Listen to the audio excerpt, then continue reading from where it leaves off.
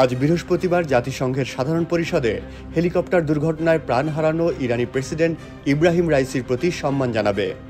যুক্তরাষ্ট্র এই উদ্যোগটি বয়কট করবে বলে জানিয়েছেন একজন মার্কিন কর্মকর্তা।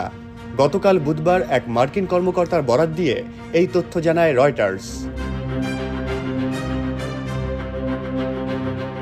এখন ওয়ালটন ফ্রিজ কিনে অনেকের মতো আপনিও হয়ে যেতে পারেন মিলেনিয়ার। সেরা পণ্যের সেরা অফার, ওয়ালটন মিলেনিয়ার। প্রথাগতভাবে ১৯৩ সদস্যের জাতিসংঘের সাধারণ পরিষদ কোনো দেশের ক্ষমতাসীন নেতা মারা গেলে তার প্রতি সম্মান জানায়। এই উদ্যোগের অংশ নিয়ে ইব্রাহিম রাইসিকে নিয়ে বক্তব্য রাখবেন সদস্য দেশের প্রতিনিধিরা।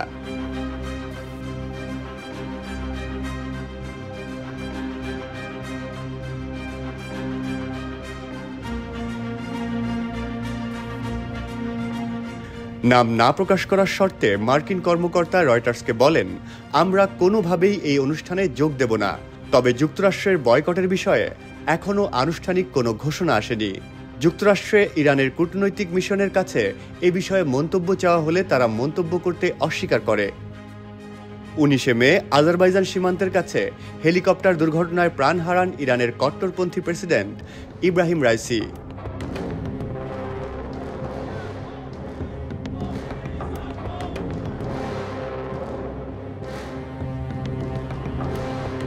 মার্কিন কর্মকর্তা বলেন, জাতিসংঘের উচিত কয়েক দশক ধরে ইরানকে শোষণকারী এই নেতাকে স্মরণ না করে বরং দেশটির জনগণের পাশে দাঁড়ানো।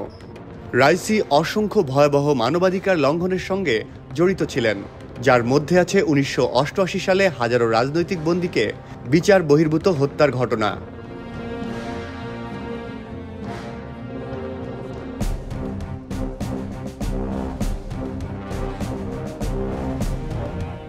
রাইসির মৃত্যুর পর ২০ মে ভিন্ন প্রসঙ্গের এক বৈঠকের শুরুতে জাতিসংঘের নিরাপত্তা কাউন্সিল হেলিকপ্টার দুর্ঘটনায় নিহতদের স্মরণে ১ মিনিট নীরবতা পালন করে।